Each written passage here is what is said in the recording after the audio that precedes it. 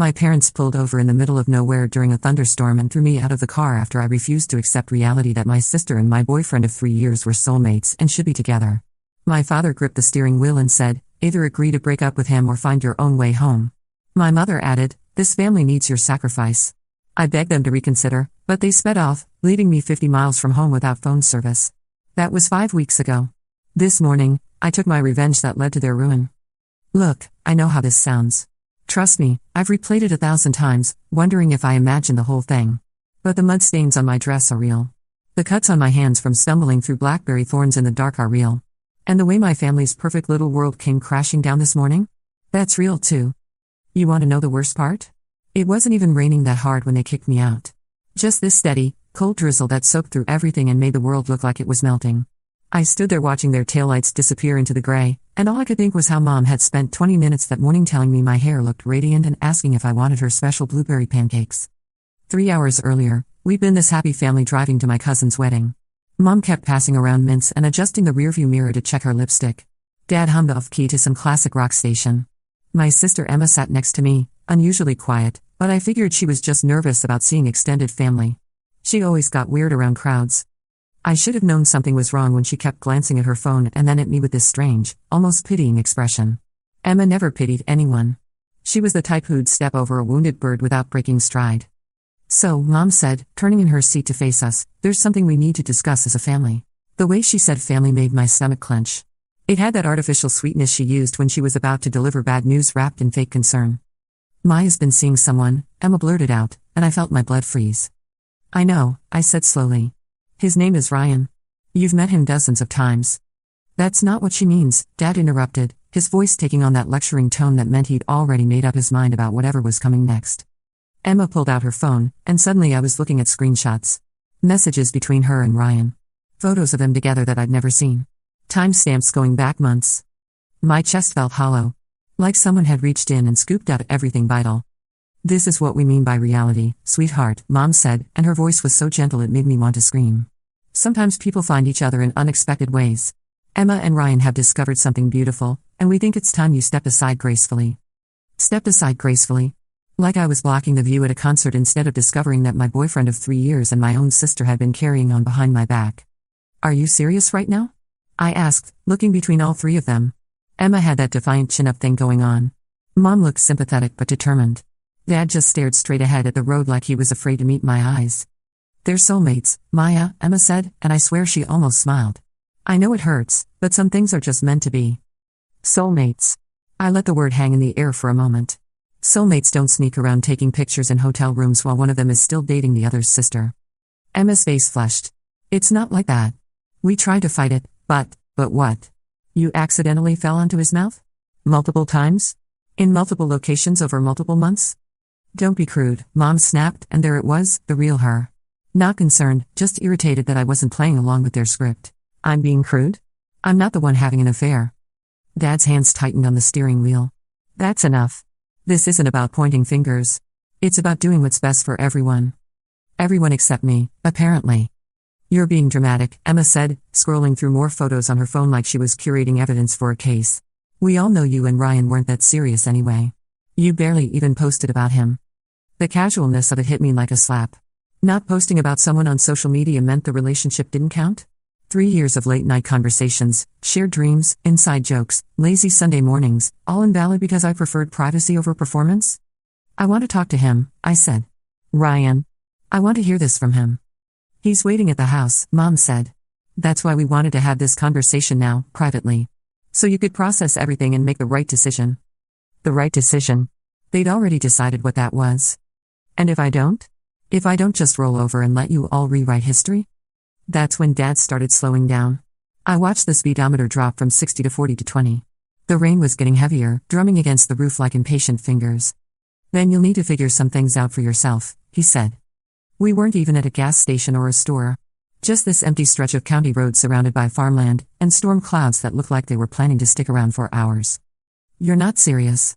But even as I said it, I could see Emma gathering up her purse, moving away from me like I might contaminate her.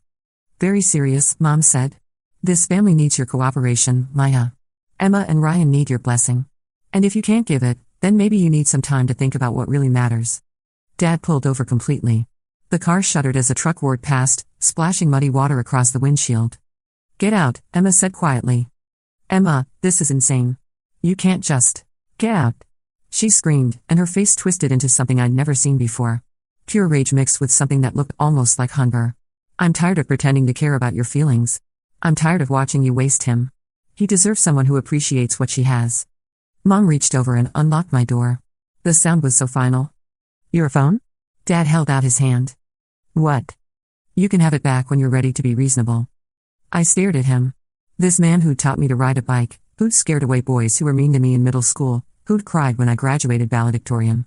He looked like a stranger. "I'm not getting out of this car."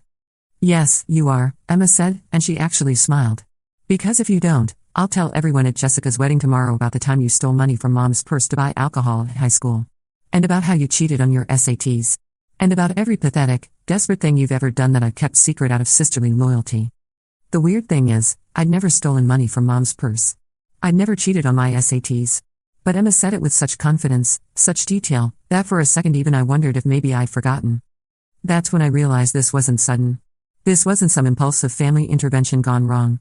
This was planned. Emma had been collecting ammunition against me for years, just waiting for the right moment to use it. "Fine," I said. My voice sounded strange and far away. "Fine." I grabbed my purse and stepped out into the rain. It was colder than I'd expected, and the wind cut right through my thin cardigan.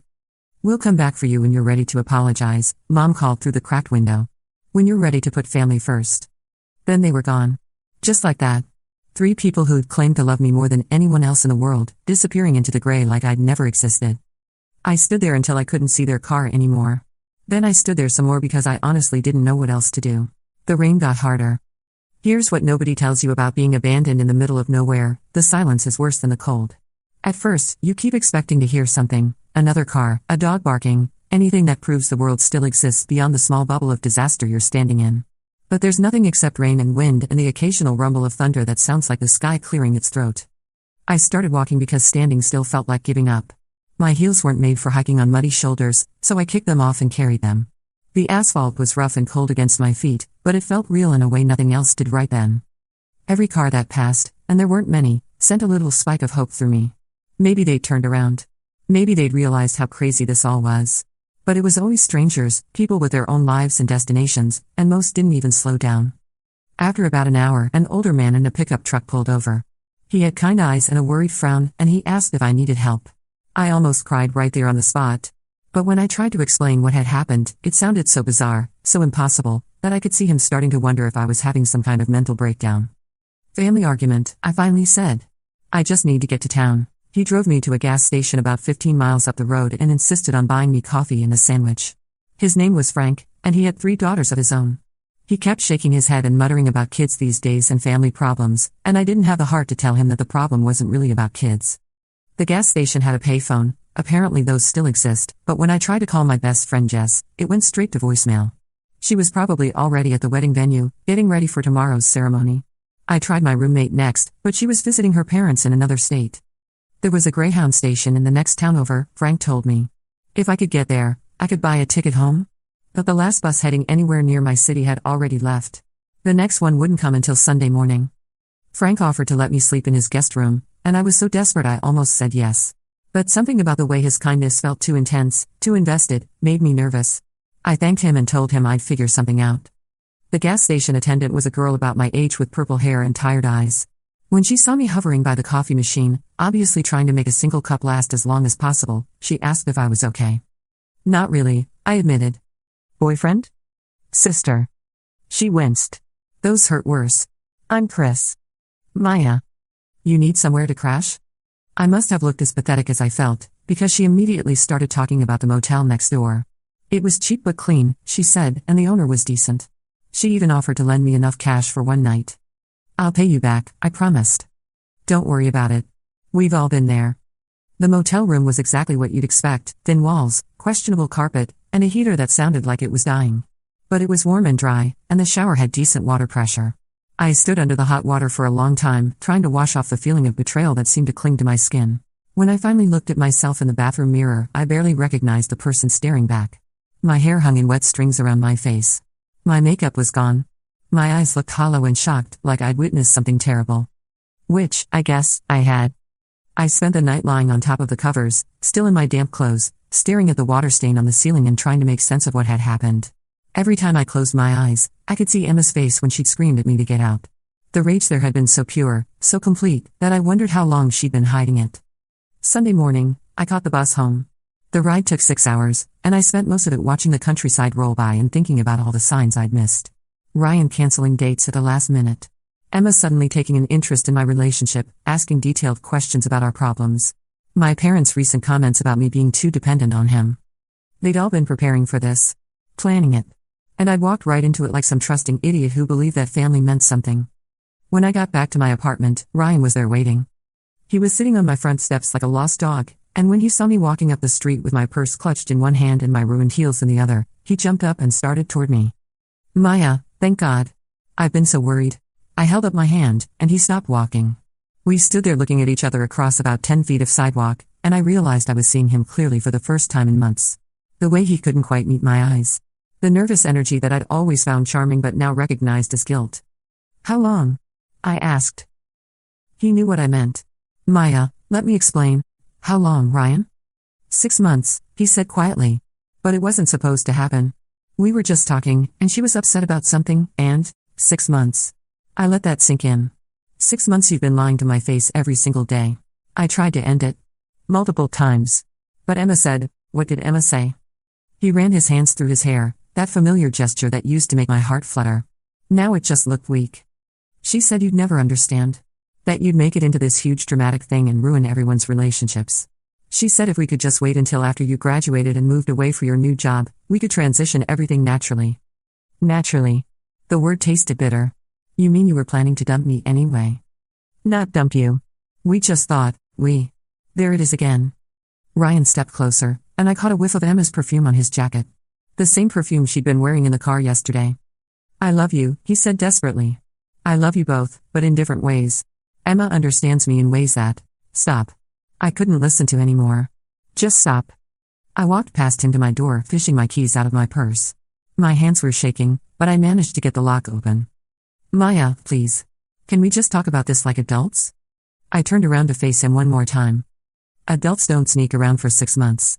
Adults don't let their girlfriend's family abandon her on a highway in a thunderstorm.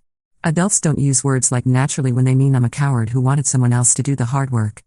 He opened his mouth to argue, but I was already inside with the door locked behind me. Through the window, I watched him stand there for almost an hour, occasionally knocking and calling my name. Finally, he got in his car and left. I spent the rest of Sunday crying and eating ice cream and blocking everyone's numbers. Emma had sent me 17 text messages, all variations of I hope you've learned your lesson and family comes first. Mom had left 6 voicemails, each one sounding more disappointed than the last. Dad had sent 1 text, we're waiting for your apology. My apology. For what? For loving someone who didn't love me back? For trusting people who were lying to my face? For existing inconveniently in the path of their perfect little romance? That night, I started planning. You know what's funny about revenge? Everyone acts like it's this hot, impulsive thing, something you do in a moment of rage when you're not thinking clearly. But the best revenge is cold. Calculated. It requires patience and planning and the ability to smile at people while you're methodically destroying their lives. I spent 5 weeks watching and learning and putting pieces into place. 5 weeks of pretending to be heartbroken and pathetic while I figured out exactly how deep their betrayal went and exactly what it would cost them to fix it. First, I called Jess and told her everything. She was horrified, of course, but also fascinated in that slightly guilty way people get when they're witnessing someone else's disaster from a safe distance. She filled me in on what I'd missed at her wedding. Emma and Ryan had shown up together, apparently supporting each other through this difficult time. They told everyone I was going through some things and couldn't make it. Mom had given a touching speech about how proud she was of Emma for stepping up during the family crisis. It was weird, Jess said. Everyone kept asking what was wrong with you, and they all had these different stories. Like they couldn't keep their lives straight. That gave me my first real clue about how to proceed. I started with social media. Not posting anything dramatic, that would have made me look unstable. Instead, I began carefully documenting my life in a way that told a story. Pictures of me working late at the office with captions about throwing myself into my career. Photos of the books I was reading, the healthy meals I was cooking, the runs I was taking through the park. I looked happy. Productive. Like someone who was thriving after removing toxic people from her life. Meanwhile, I was quietly gathering information. Emma had always been careless with her privacy settings, and Ryan was even worse. Their social media accounts were treasure troves of evidence, not just about their affair, but about the lies they'd been telling to justify it. There were posts dating back 8 months where Emma complained about me being too clingy with Ryan. Comments on mutual friends' photos where she made little digs about my relationship. A whole thread on Ryan's Instagram where he talked about feeling trapped and needing space to grow. They'd been building their narrative for almost a year, painting me as some desperate, suffocating girlfriend so that when they finally got together, everyone would see it as inevitable rather than cruel. But the real goldmine was in their private messages, which I accessed through a method I'm not going to describe in detail. Let's just say that people who conduct affairs over multiple platforms tend to be sloppy about password security. The messages revealed everything. Not just the physical affair, but the emotional manipulation that had preceded it. Emma had been systematically undermining my relationship with Ryan for over a year, pointing out my flaws, suggesting I wasn't right for him, offering herself as a more compatible alternative. And Ryan? He'd eaten it up. Every criticism, every suggestion, every intimate detail Emma shared about my insecurities and fears. He'd used the information I trusted my sister with as ammunition against me. There were messages where they laughed about my dramatics. Conversations where Emma shared things I told her in confidence, private fears and embarrassing moments, so Ryan could feel superior to me. Screenshots of arguments we'd had that Emma had somehow recorded and passed along for their entertainment. Reading through months of their betrayal was like swallowing glass, but it also crystallized my resolve. This wasn't just about them falling in love. This was about two people who had systematically destroyed my sense of reality for their own convenience. They wanted me gone? Fine. I'd give them exactly what they thought they wanted. The first phase was subtle. I started reaching out to old friends, people I'd lost touch with over the years. I mentioned, casually, that I was going through some family drama and could use support. I didn't give details, I didn't need to. People filled in their own blanks, and the blanks they filled in were usually far more generous to me than the truth. Within a few weeks, I had a network of people checking in on me, expressing concern about whatever my family had done. When mutual friends asked Emma and Ryan about it, they found themselves in the awkward position of either telling the truth, which made them look terrible, or lying, which created inconsistencies they couldn't maintain. Phase 2 was professional. I'd been planning to take a job in Seattle after graduation anyway, but now I accelerated the timeline. I negotiated an earlier start date and a higher salary by positioning myself as someone who was eager to relocate quickly due to personal circumstances. My new employer was impressed by my flexibility and dedication. They even offered to help with moving expenses. I announced the job on social media with a post about new beginnings and exciting opportunities. The comments section filled up with congratulations and support from people who were clearly trying to figure out what had happened to make me want to leave town so suddenly. Emma's friends started asking her questions. Ryan's coworkers began making comments. The narrative Emma and Ryan had been carefully constructing, that I was clingy and dramatic and holding them back, started to crumble when I appeared to be thriving without them. Phase 3 was where things got interesting. I hired a private investigator. Not to dig up dirt on Emma and Ryan, I already had plenty of that, but to verify some suspicions I developed while reading their messages. Turns out, this wasn't Ryan's first time conducting an affair with his girlfriend's sister. 3 years ago, before he met me, he'd dated a girl named Michelle for 2 years. Toward the end of their relationship, he'd started seeing Michelle's younger sister Sarah. The pattern was almost identical: gradual emotional manipulation, claims of being misunderstood, eventually positioning the sister as the better choice. Michelle had found out and confronted them both. Ryan and Sarah had responded by claiming Michelle was unstable and controlling. They'd managed to turn most of their friend group against her by the time she moved across the country to escape the drama.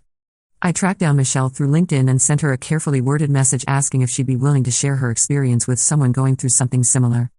Her response was immediate and furious.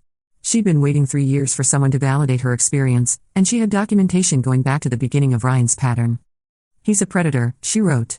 "Not a sexual predator, but an emotional one. He targets women with close family relationships because he gets off on the destruction. The betrayal is part of the appeal for him." She sent me screenshots of conversations between Ryan and Sarah that were almost identical to the ones I'd found between Ryan and Emma. The same language, the same manipulation tactics, even some of the same phrases. Sarah figured it out eventually, Michelle told me during our phone call. About 8 months after I left, she called me crying and apologizing. He'd started doing the same thing to her with one of her friends. It's not about love or connection or any of that romantic nonsense. It's about power and control and the thrill of making people destroy themselves for him. That night, I sat in my apartment staring at months of evidence spread across my kitchen table, and I finally understood what I was dealing with. This wasn't about Emma and Ryan falling in love. This was about Ryan systematically destroying my family relationships for sport, and Emma being either too manipulated or too willing to serve as his accomplice. They hadn't just betrayed me. They'd orchestrated the complete destruction of my support system for entertainment. Time for Phase 4. I started with Ryan's employer. Ryan worked at a mid-sized marketing firm that prided itself on integrity and family values. They had a strict policy about workplace relationships and an even stricter policy about employees who might bring negative publicity to the company. I didn't contact them directly, of course. That would have been too obvious and probably ineffective. Instead, I created a carefully curated collection of screenshots and documents that told the story of Ryan's pattern of emotional manipulation and relationship destruction. Then I sent them anonymously to Ryan's ex-girlfriend Michelle, along with contact information for several of his co-workers' wives and girlfriends. Michelle knew exactly what to do with the information. She'd been waiting 3 years for the chance to warn people about Ryan, and she had a talent for making information spread through professional networks in ways that seemed organic. Within 2 weeks, rumors were circulating at Ryan's office about his personal conduct issues. Nothing actionable, nothing that violated any specific policies, but enough to make people uncomfortable working with him on client accounts. His performance reviews started reflecting concerns about his judgment and professionalism. Projects he'd been counting on were quietly reassigned to other team members. Meanwhile, I was working on Emma's social circle. Emma had built her identity around being the good sister, the responsible one, the family peacekeeper. Her friends saw her as trustworthy and loyal, someone who would never betray the people closest to her. I didn't need to destroy that image directly. I just needed to let the truth speak for itself. I created a group chat on a secure messaging app and invited several of Emma's close friends, people who also knew me well, and had been asking questions about our family's situation. I didn't say anything dramatic or accusatory. I just shared some of the screenshots of Emma's messages about me, the ones where she'd mocked my insecurities and shared my private information with Ryan. I thought you should see what Emma really thinks about the people she claims to love, I wrote. Make of it what you will. The response was immediate and devastating. These were people who had trusted Emma with their own secrets, their own vulnerabilities. Seeing how casually she'd betrayed mine made them question everything they'd shared with her. One by one, they started distancing themselves. Invitations stopped coming. Group chats went quiet when Emma joined. Plans were made without her. Emma, who had always been the center of her social circle, found herself increasingly isolated. When she tried to reach out to friends for support about her difficult family situation, she discovered that most of them had already heard a different version of the story. Phase 5 was the masterpiece. My parents had always been proud of their reputation in our small community. Dad was a deacon at their church and served on the school board. Mom volunteered with 3 different charities and was known for her strong family values. Their identity was built around the idea that they had raised 2 successful, well-adjusted daughters who reflected well on their parenting. I knew they'd been telling people that I was going through a difficult phase and needed space to find myself. They'd positioned Emma and Ryan's relationship as a positive development that I was too immature to handle gracefully. So I gave them exactly what they thought they wanted: distance. Complete, absolute distance. I didn't make any dramatic announcements or send any angry letters. I just quietly removed myself from their lives so thoroughly that it became impossible to ignore. First, I legally changed my emergency contacts for everything: medical records, insurance, work documents. I updated my address with a post office to forward all mail to my new apartment in Seattle. I closed the joint bank account I'd shared with my parents since college and moved all my assets to accounts they couldn't access. Then I began the process of systematically removing myself from every family connection. I contacted the College Scholarship Foundation where Mom served on the board and requested that my name be removed from their success story materials. I asked Dad's church to take me off their youth mentorship program alumni list. I withdrew from the family reunion planning committee and asked to be removed from all related communications. Every organization, every group, every formal connection that tied me to them, gone. The beauty of this approach was that it looked mature and reasonable from the outside. I wasn't lashing out or making accusations. I was simply exercising my right to independence and privacy. But the cumulative effect was devastating. Within a few weeks, my parents were fielding questions from friends, colleagues, and community members who had noticed my conspicuous absence from family photos, events, and activities. When people asked about me, my parents found themselves in the impossible position of explaining why their daughter had completely cut contact without admitting to what they'd done. Maya's exploring new opportunities, became Maya's having some personal challenges, became Maya needs space right now, became we don't really know what Maya's doing. Each explanation made them sound more neglectful and clueless as parents. The final touch came when I sent a letter to Dad's church leadership and Mom's charity boards. Not an angry letter or a detailed accusation, just a brief, professional note explaining that due to irreconcilable differences in values, I would no longer be associated with any organizations connected to my family. I mentioned that I hoped they would understand my need to distance myself from any institutions that might reflect poorly on my character, given recent family decisions that conflicted with my principles. The letter was perfectly polite and completely devastating. It suggested serious wrongdoing without making any specific accusations. It positioned me as the principal party taking the high road while implying that my family had done something so egregious that I couldn't remain connected to their community standing. Within days, both organizations were quietly investigating what my parents might have done to cause such a dramatic severing of family ties. When they couldn't get straight answers from Mom and Dad, they began their own inquiries. The confrontation came on a Tuesday morning in late October. I was in my new apartment in Seattle, unpacking the last of my boxes and enjoying the view of Puget Sound from my kitchen window, when my phone rang. Unknown local number, but I answered anyway. Maya? It's Mom. I hadn't heard her voice in over a month, and the sound of it sent an unexpected jolt through my system. Not longing, exactly, but a kind of muscle memory of love that I had to consciously suppress. How did you get this number? Your old roommate gave it to me. Maya, we need to talk. I don't think we do. Please. Her voice cracked slightly. Your father and I? We've lost everything. Our friends, our standing in the community, the church. People are asking questions we can't answer. Dad might lose his position on the school board. That sounds like a consequence. A consequence? She was getting that edge in her voice, the one that used to make me back down immediately. Maya, what you've done to this family is destructive and cruel. We try to handle a delicate situation with grace, and you've turned it into some kind of vendetta. Interesting perspective. Don't you dare take that tone with me. I'm still your mother. Are you? Because mothers don't usually abandon their children on highways during thunderstorms. Silence on the other end of the line. That was. We thought you needed to understand the seriousness of the situation. I did understand it. I understood that my family cared more about Emma's happiness than my basic safety. I understood that you were willing to risk my life to avoid an uncomfortable conversation. I understood exactly where I stood in your hierarchy of priorities. That's not. You're twisting everything. We never wanted to hurt you. You just wanted me to disappear quietly so Emma and Ryan could play house without any inconvenient reminders of how they'd gotten together. Another long pause. Emma's been struggling, Mom said finally. Her friends have been asking her terrible questions, making accusations.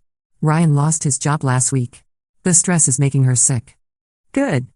The word came out flat and emotionless, and I could hear Mom suck in a sharp breath. Maya, that's not the daughter I raised. The daughter you raised would have forgiven them and smiled at their wedding and pretended everything was fine. The daughter you raised would have sacrificed herself for the comfort of people who treated her like garbage. But you killed that daughter when you drove away and left her in the rain. We can fix this, Mom said desperately. We can all sit down and talk through our feelings and find a way to move forward as a family. There is no family. I looked out my window at the gray-blue water and the mountains beyond. Everything here was clean and distant and mine. There's just a group of people who used to live in the same house and share the same last name. Some of them betrayed the others, and now they're dealing with the consequences. You're destroying innocent people to get revenge for something that was never about you. And there it was. The truth she'd been dancing around for 10 minutes. Never about me, I repeated. My 3-year relationship ending was never about me. My sister stealing my boyfriend was never about me. My parents abandoning me 50 miles from home was never about me. You're right, Mom. I was never the main character in my own life. Just a supporting player whose feelings didn't matter as long as everyone else got what they wanted. That's not. But here's the thing about supporting characters. Eventually, they get tired of being written out of their own stories. Eventually, they realize they can pick up the pen and start writing their own ending. I could hear her crying now, soft, hiccuping sobs that once would have made me cave immediately. Please, she whispered. Please just come home. We miss you. Emma misses you. Even Ryan says he made a terrible mistake and wants to make things right. Ryan wants to make things right, I laughed, and it sounded bitter even to me. Let me guess, Emma's not quite the perfect girlfriend he thought she'd be. The thrill of the chase is gone, and now he's realizing that a person who would betray her own sister might not be the most trustworthy partner. Silence. Or maybe he's just figured out that he's lost his next target. Kind of hard to work his sister seducing magic when everyone in town knows his pattern. What are you talking about? I told her about Michelle. About Ryan's history. About the documentation I'd found that proved Emma wasn't his first victim and wouldn't have been his last. The silence stretched so long I thought she'd hung up. You're lying, she said finally, but her voice had no conviction. Ask Emma to show you Ryan's messages to her from the beginning of their relationship. Ask her if any of the things he said seemed like things he might have said before, to someone else. Ask her if he started mentioning any of her friends in ways that seem a little too interested. I could hear her breathing change, getting faster and shallower. Or better yet, don't ask her anything. Just watch. See how long it takes before he starts creating problems between Emma and the people closest to her. See how long before he starts suggesting that maybe her friends don't really understand her the way someone else might. Stop. I'm not making this up, Mom. I have 3 years of documented evidence showing Ryan's pattern. Emma was never special. She was just convenient. She was just there, ready to be manipulated into destroying her own family for someone who sees relationships as a game to be won. Mom was crying harder now, the kind of desperate sobbing that means someone's entire worldview is crumbling in real time. "What do you want?" she asked. "What do you want from us?" It was a fair question. For 5 weeks, I'd been so focused on the mechanics of revenge that I hadn't really thought about what I actually wanted as an end result. "I want you to understand what you did," I said finally. "I want you to really comprehend that you threw away your daughter for a lie. I want Emma to realize that she destroyed her family for someone who was manipulating her from day one. And I want Ryan to understand that actions have consequences, even when you think you're too charming to face them." "And then what?" "After we understand, after we realize, after we face consequences, then what happens?" The question hung in the air between us. What did happen next? I'd been so focused on making them pay that I hadn't thought about what came after payment was complete. "I don't know," I admitted. "Maybe nothing. Maybe the understanding is enough." "Maya, please. I know we made mistakes, but you didn't make mistakes, Mom. You made choices. Deliberate, calculated choices about whose happiness mattered and whose didn't. You chose Emma's convenience over my safety. You chose Ryan's comfort over my truth. You chose protecting a lie over protecting your daughter." I could hear Dad's voice in the background, asking questions I couldn't make out. "Your father wants to know if there's anything we can do to fix this," Mom said. "Anything at all." I thought about it for a long moment, looking out at the water and the mountains and this new life I'd built from the ruins of my old one. "You can start by telling the truth," I said. "Stop letting people think I'm some unstable, dramatic child who couldn't handle her sister's happiness. Stop pretending this was about young love conquering all. Tell people what really happened. Tell them you abandoned your daughter on a highway because she wouldn't cooperate with covering up an affair. We can't. The damage to our reputation would be considerable," I finished. "Yes. That's the point. Maya, we're your parents. We love you. We've always loved you." "No," I said quietly. "You love the version of me that made your lives easier. You love the daughter who didn't ask inconvenient questions or make uncomfortable demands. You love the idea of me, not the reality of me." "That's not true." "It is true. And the proof is that when I finally stood up for myself, when I finally said no to something that was destroying me, your response was to literally throw me away." I could hear Dad taking the phone from Mom, his voice gruff and strained when he spoke.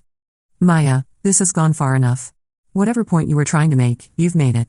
But you're hurting innocent people now. Your mother hasn't slept in weeks. Emma's having panic attacks. This needs to stop." Innocent people. The phrase sat heavy in my chest. "Dad, do you know what Emma said to me the last time we talked?" "Maya. She said she was tired of pretending to care about my feelings. She said I was wasting Ryan and that he deserved someone who appreciated what she had. She threatened to spread lies about me if I didn't get out of the car. Does that sound like innocent people to you?" Long pause. "And Ryan?" "Ryan has done this before, Dad. To other families. This is a pattern for him. A game. He finds women with close family relationships and systematically destroys them for entertainment. Emma wasn't his first victim, and if I hadn't exposed him, she wouldn't have been his last. You don't know that. I have proof. Documentation going back years. Messages, photos, witness statements from his previous victims. Ryan is not some misunderstood romantic hero, Dad. He's a predator who specializes in turning family members against each other." Another long silence. "What kind of proof?" I told him about Michelle. About the pattern.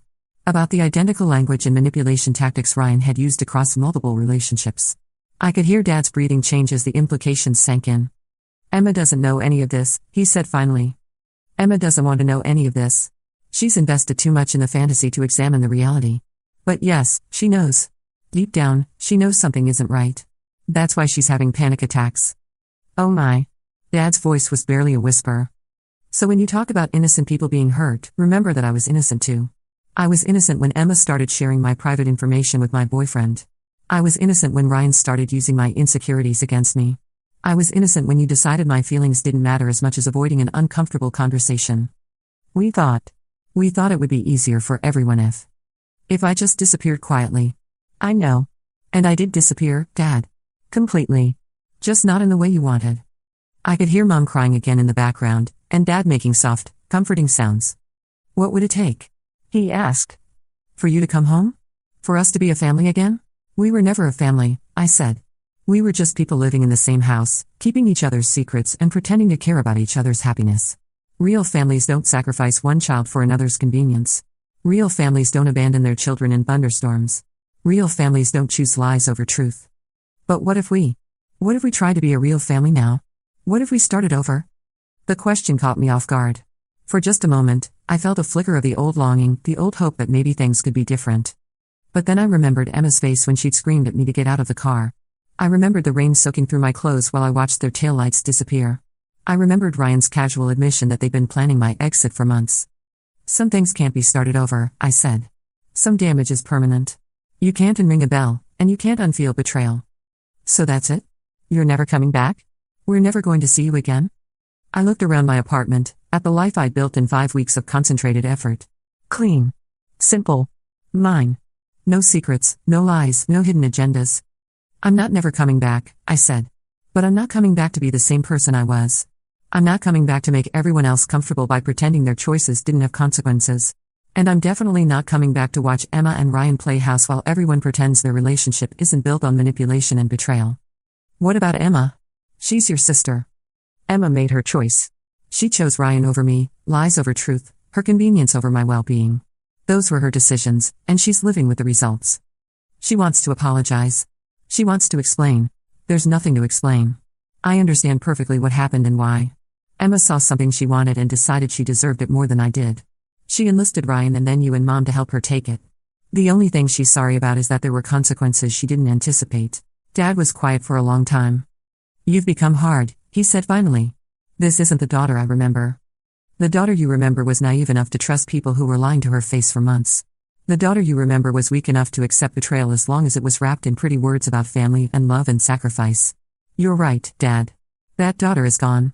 You killed her when you chose Emma's happiness over mine. Maya. But here's what you don't understand. The person I am now is stronger, smarter, and more honest than the person I was before. I'm not hiding from reality or making excuses for people who hurt me. I'm not pretending that love means accepting abuse. I'm not sacrificing myself to keep other people comfortable. I could hear him starting to cry now, the same soft, helpless sounds Mom had been making. The daughter you remember was a victim, I continued. The woman I am now is not. And if you can't love the woman I've become, then you never really loved me at all. You just loved the idea of having a daughter who would never challenge you or hold you accountable for your choices. We do love you. We've always loved you. Then prove it. Tell the truth about what you did. Stop protecting Emma and Ryan's reputation at my expense. Stop pretending I'm the problem in this situation. Own your choices and their consequences. Another long pause. And if we do that? If we tell everyone the truth? Will you come home? I closed my eyes and tried to imagine it. Going back to that house, sitting around that dinner table, pretending we could rebuild something from the wreckage of trust and love and basic human decency. I don't know, I said honestly. Maybe someday. When I'm ready to forgive you for things you haven't even begun to understand you need forgiveness for. When Emma is ready to acknowledge what she did instead of just being sorry she got caught. When Ryan is out of the picture permanently and you've all had time to understand how thoroughly he manipulated this entire situation. How long? Dad's voice was small and desperate. How long before you might be ready? I don't know. Maybe years. Maybe never. That's what consequences look like, Dad. Uncertainty. Loss. The possibility that some things can't be fixed. I could hear both of them crying now, and for just a moment I felt something that might have been regret. Not for what I'd done, but for the fact that it had been necessary to do it. I have to go, I said. I have a life to build here. Maya, wait. Tell Emma that Ryan will do to her exactly what he did to me, probably within the next 6 months. Tell her to pay attention to how he talks about her friends, how he creates little conflicts and misunderstandings, how he positions himself as the only person who really understands her. Tell her that when it starts happening, she can call Michelle and compare notes. Maya. And tell her that when she finally understands what she gave up for someone who was never worth having, she shouldn't expect me to be waiting with open arms and forgiveness. Some choices don't get do-overs. I hung up before they could say anything else. That was 3 months ago. I never did hear back from them directly, but the small-town grapevine is remarkably efficient. Through mutual friends and social media, I've pieced together what happened after our conversation. Dad resigned from the school board. Mom stepped down from 2 of her charity positions. They told people they were dealing with family issues and needed to focus on healing and rebuilding relationships. It wasn't the full truth I demanded, but it was closer than they'd ever come before. Emma and Ryan broke up 6 weeks after my phone call with my parents. Apparently, he'd started getting very interested in one of Emma's co-workers, asking detailed questions about her relationship status and family dynamics. When Emma confronted him about it, he accused her of being paranoid and controlling, the same words he'd once used to describe me. Emma called Michelle. The conversation lasted 3 hours, and by the end of it, Emma understood exactly what she'd been part of. She tried to reach out to me afterward, but I wasn't ready to talk. I'm still not ready. Ryan left town about a month ago. Word is he found a new job in Portland and has already started dating someone with a younger sister. I sent an anonymous message to his new girlfriend with Michelle's contact information and a suggestion that she might want to learn about Ryan's relationship history. I don't know if she'll listen. People rarely want to believe they're dating a predator, especially when the predator is charming and convincing and really good at making his victims feel special and chosen. But I planted the seed. That's all I can do. As for me? I'm good. Better than good, actually. I love Seattle. I love my job. I love the independence and the clean slate and the fact that nobody here knows anything about my family drama unless I choose to tell them. I've started dating someone new, a kind, straightforward man who doesn't have any interest in my family dynamics and treats me like I'm the main character in my own story. It's a novel experience. Sometimes I wonder if I went too far. If there was a gentler way to handle what happened, a path that didn't involve quite so much systematic destruction of the life I used to know. But then I remember standing in that rain, watching my family drive away, and I remember that they made their choice long before I made mine. They chose Emma's convenience over my safety. They chose Ryan's manipulation over my truth.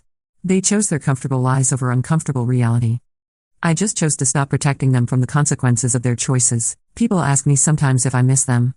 My family, my old life, the simplicity of being the person who always forgave and always understood and always put everyone else's happiness ahead of her own. The answer is complicated. I miss the illusion of having people who would always have my back. I miss the comfort of believing that family meant something more than shared genetics and shared secrets. I miss the version of myself who could trust completely and love without reservation. But I don't miss being a victim. I don't miss being disposable. I don't miss being the person everyone expected to sacrifice herself for other people's happiness. And I definitely don't miss being naive enough to believe that loving someone means accepting whatever they choose to do to you. The woman I am now is harder than the girl I used to be. More careful. More suspicious. Less willing to give people the benefit of the doubt when their actions contradict their words. Some people would call that damage. I call it education. I learned that revenge isn't about getting even. It's about making sure that people understand the true cost of their choices. It's about refusing to protect others from consequences they've earned. I learned that family isn't about blood or shared history or unconditional love. It's about choosing, every day, to treat each other with respect and honesty and basic human decency. I learned that sometimes the kindest thing you can do for someone is to stop enabling their worst impulses.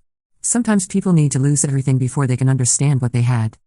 And I learned that the most powerful thing you can do when someone tries to write you out of your own story is to pick up the pen and start writing your own ending. The rain stopped a long time ago. The storm passed. And I'm still here, stronger and smarter and more honest than I've ever been. That's not revenge. That's justice. And sometimes, justice looks a lot like walking away and letting people live with what they've chosen.